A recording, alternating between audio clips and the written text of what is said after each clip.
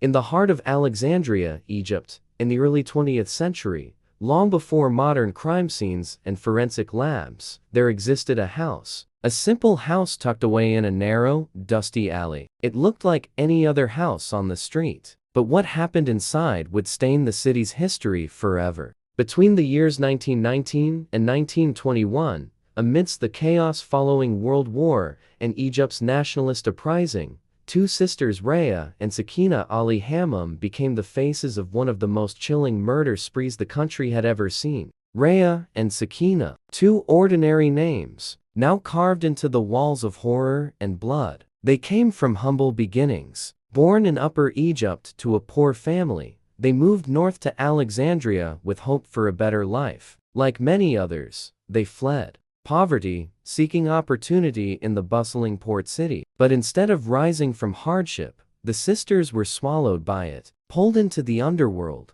seduced by greed, anger, and something far more sinister. Raya was the elder, quiet, calculating, with a deceptively soft demeanor. Sakina, younger and sharper, was bold, brash, and unafraid. Together, they became something else, something dark. The sisters married two men, Hasabala, said Murray, and Abdel al-Mohammed. Both men were no strangers to violence. With criminal records and violent tendencies, they found common cause with their wives. Alongside them, two more men joined the circle, forming a gang, pact sealed not just in crime, but in blood. It began subtly, quiet whispers, hushed transactions, suspicious glances. Alexandria's streets were busy, chaotic, filled with people going about their lives. In that confusion, women started vanishing one after the other. Women who sold gold, women who traded cloth or perfume, poor women, rich women, middle-class women. But they all had something in common. They wore jewelry. In that time, it was customary for Egyptian women to wear gold at all times, a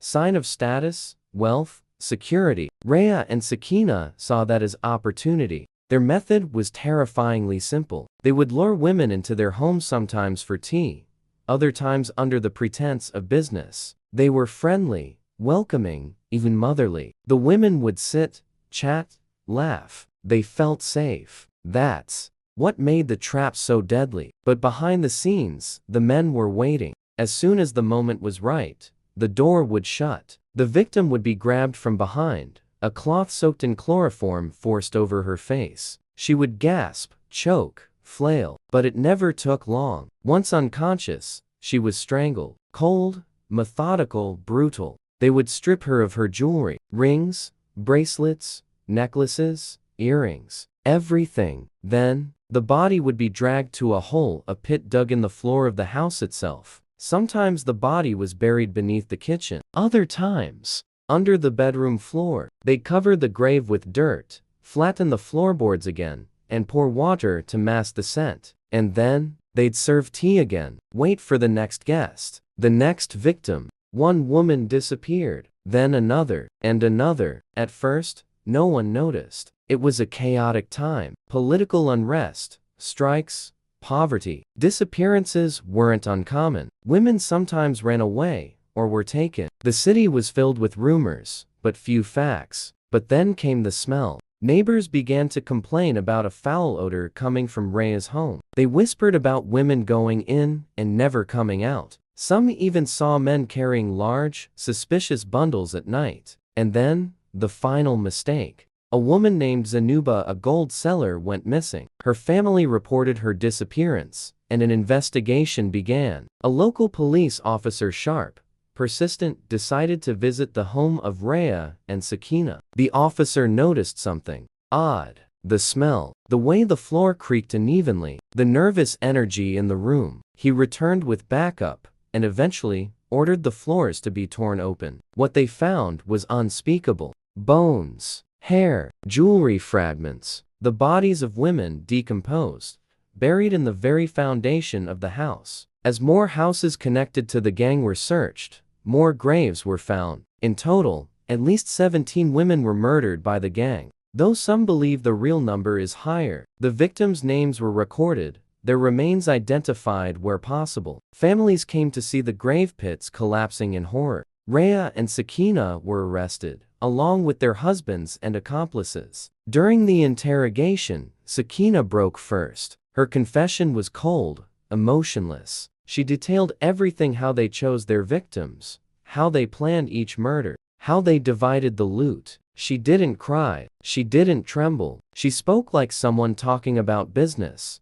During the trial, the court was packed. Newspapers covered every moment. Crowds gathered outside, waiting for glimpses of the murderers, especially the two women who had orchestrated it all. For Egypt, it was a national scandal. Women, the supposed nurturers of life, had become executioners. It challenged every social norm, every assumption. Could a woman be this cold-blooded, this ruthless? The court said yes. The verdict: death by hanging for all four. And in 1921, the sentence was carried out. For the first time in Egypt's modern history, women were executed by the state. Raya and Sakina were led to the gallows, draped in black, still denying remorse. According to some reports, Sakina laughed just before the rope tightened around her neck. But the story didn't end there. Whispers continued for decades. Locals claimed the house was cursed, that new tenants would flee within days, that screams were heard at night, that ghosts of the victims still wandered, searching for justice. Even now, in Alexandria, the name